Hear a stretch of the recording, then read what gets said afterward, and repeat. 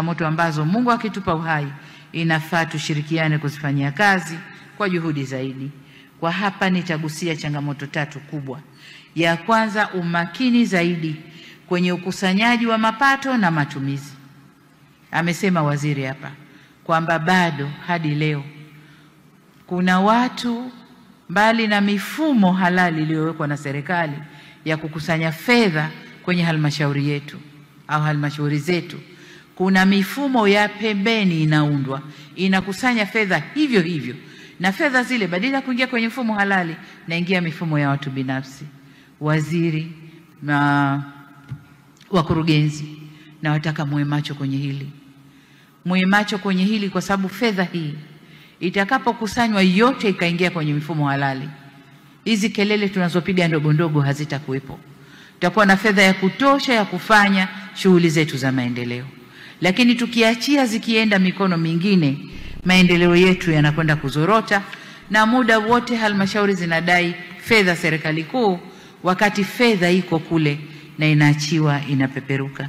Mheshimiwa Waziri, kama mmewabaini hawa watu, tafadhali, tafadhali sana, le jicho lako la huruma hapa hapana. Hapa hapana. Lakini wengine kama alivyosema wamethubutu kuja na risiti, lugha siku hizi risiti feki, lakini ni risiti za udanganyifu, sio risiti halisi. Huko wanakusanya mapato lakini kwa risiti zisizo halisi.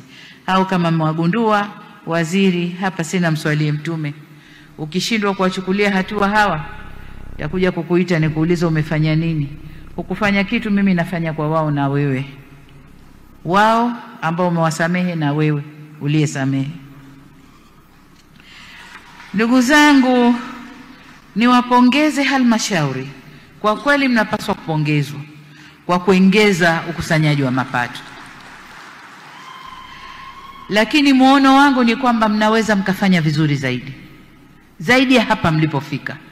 Kama kuna fedha bado hazikusanywi, zinakusanywa kwa risiti feki, zinakusanywa kwa mifumo ya pembeni, mkiziba huko na mengineyo, mnaweza mkakusanya vizuri zaidi. Kwa nendeni kajipangeni, tukusanye vizuri zaidi.